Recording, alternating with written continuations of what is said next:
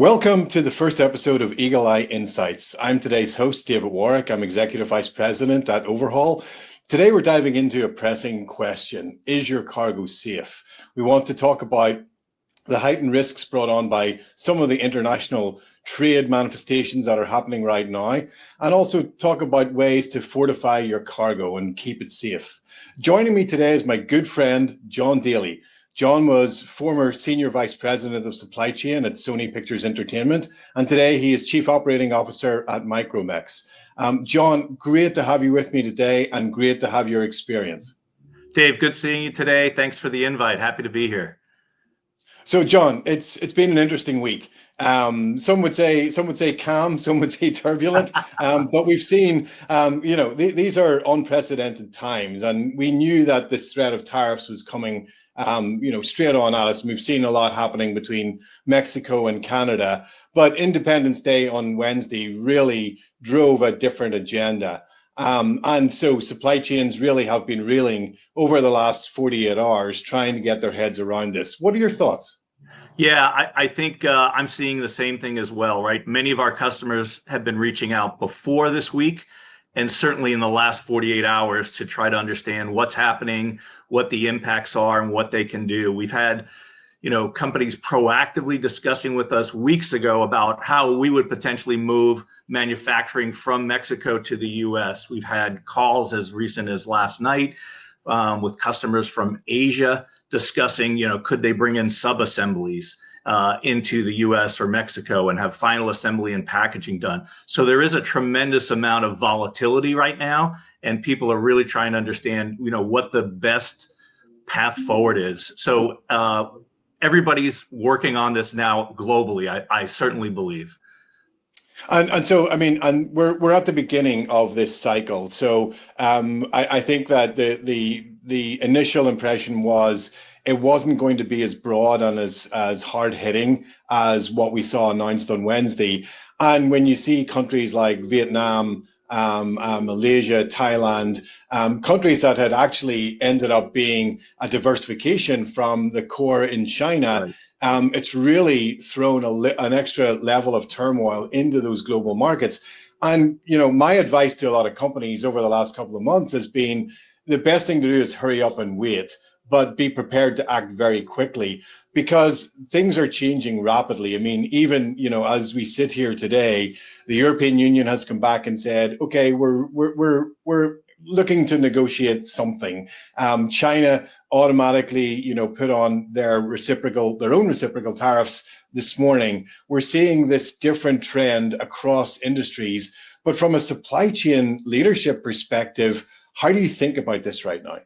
Yeah, it's a great question. And, I always go back to sort of two thoughts that I have, right? A safe and secure supply chain is a competitive advantage for sure. So people have to, continue to focus on that. How do you secure the supply chain? And as supply chain leaders, one of the things that we do every day is fight variation. Right? Variation is not what we want to be dealing with. And this has created that scenario today, right? So whether it's variation in is your product coming out of China, Mexico, Vietnam, how's it getting here, et cetera, et cetera. So a lot of leaders today in supply chain are absolutely thinking about, what does the new supply chain look like? Can I keep my current supply chain or do I need to, review it? Most people have started planning and thinking about a more diverse group of suppliers, a more diverse group of logistics. So that's all coming into play today, right? And as people are looking at the supply chain today, issues like cost, delivery, cycle time, uncertain demand are all hitting supply chain leaders, right? So in the midst of that path has to be created to understand, how to navigate through that. So there'll be a lot of challenges for that. Visibility and safety right now will be extremely important. And I do believe at the end of the day, as demand becomes uncertain, as suppliers come and go or expand, the challenge will be, again, those that have the safe, steady, reliable supply chain and can ultimately consistently put product into the consumer's hands will win out the day. So that's the challenge that, leaders like myself and others in the supply chain are looking at today. What options do I have? What's my P&L impact, my cycle time impact, and my safety and security impact all through from raw materials to final mile? Oh, that's a great segue, John, because the question that we wanted to answer today is your cargo safe? And the reason why that's pertinent right now is because if your strategy is to start moving your supply base and moving into maybe less regulated countries with a lower tariff exposure, that's obviously a big risk from a security perspective. But there's also another issue, which is even on the domestic side, which is, if you think about these tariffs, suddenly everyone's cargo in transit yesterday actually went up in value. And so when it goes up in value, that becomes more attractive to the criminal community. And that causes another problem. Like it's not really well talked about in the industry, but there's already a significant problem with cargo theft. Overhaul, we reported that in 2024, there were 65,000 thefts from the rail network. That's like 180 a day. That was a 40% increase from 2023. And that was before tariffs or anything else. So now when you think about some of those high value items that are being imported into the US, they essentially, if you're manufacturing in Vietnam and you're not importing into the US, the value of your goods actually went up pretty much 50% yesterday, that you're now actually transporting.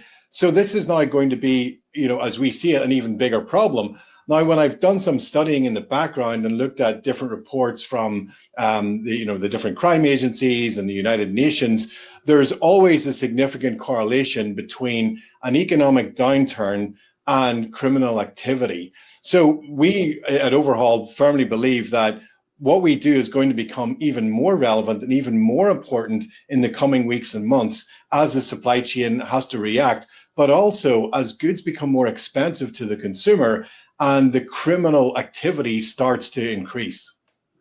Yeah, I completely agree, Dave. And, you can see it in retail as well, right? There are certain retailers today who are locking down certain products. I personally have seen a larger increase in the number of security guards at stores throughout the area of Southern California.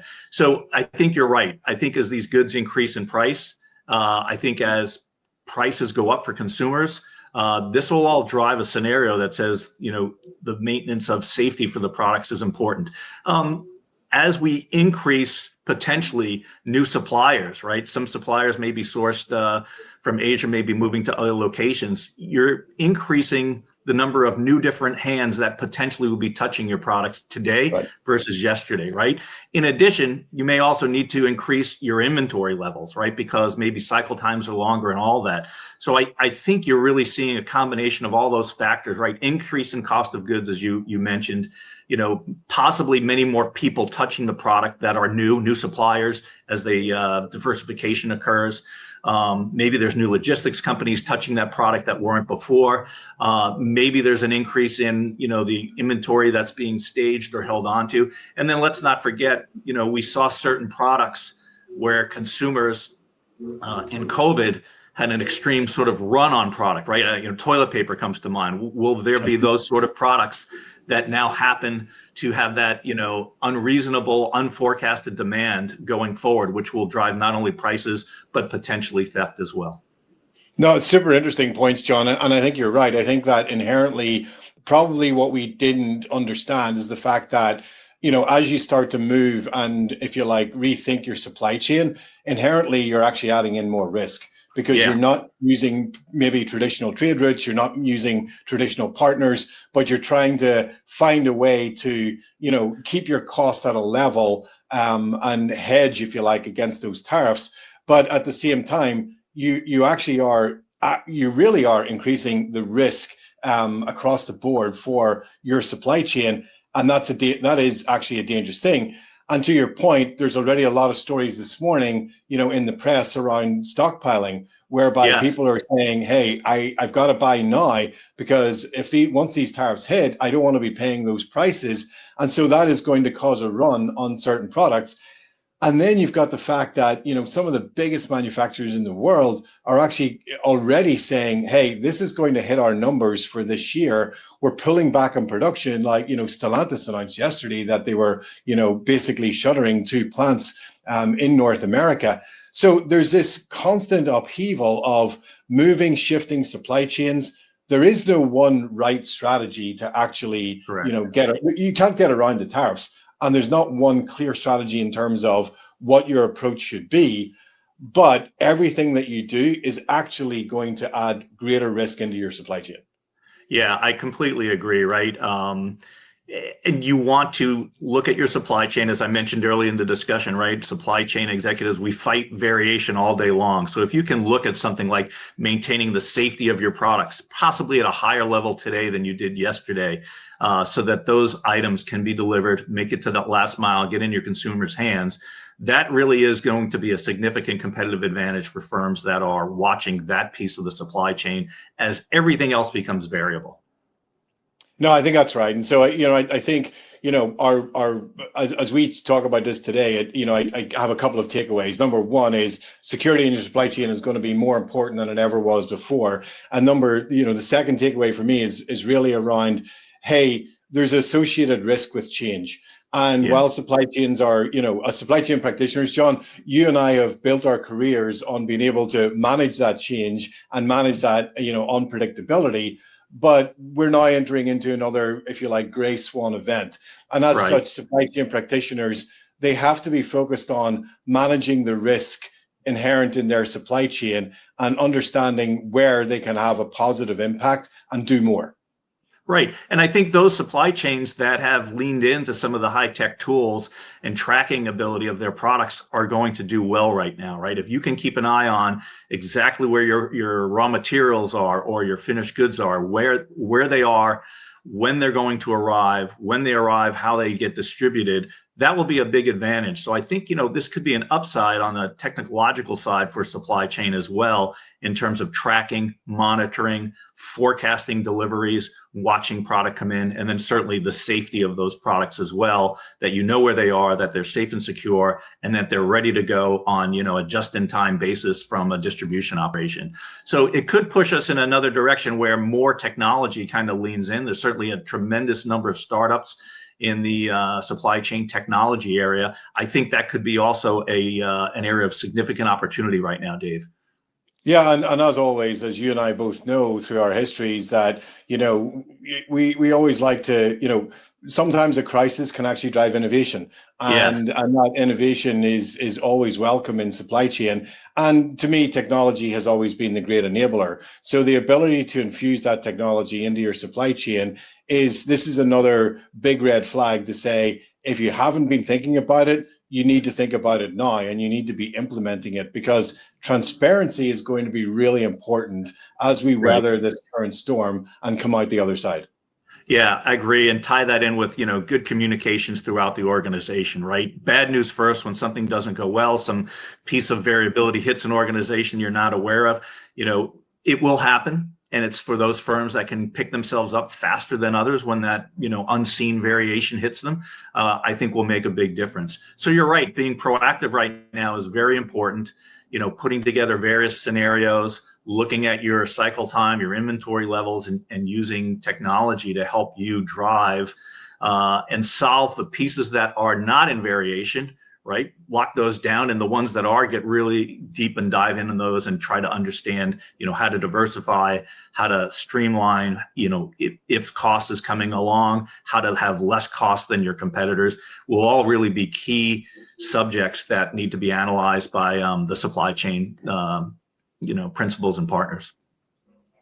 John Daly, as always, an absolute pleasure talking to you. We could talk for a lot longer on this topic, but I really appreciate you taking the time to join me today. Thanks, everyone, for watching our first Eagle Eye. Great. Thanks, Dave. It was a pleasure.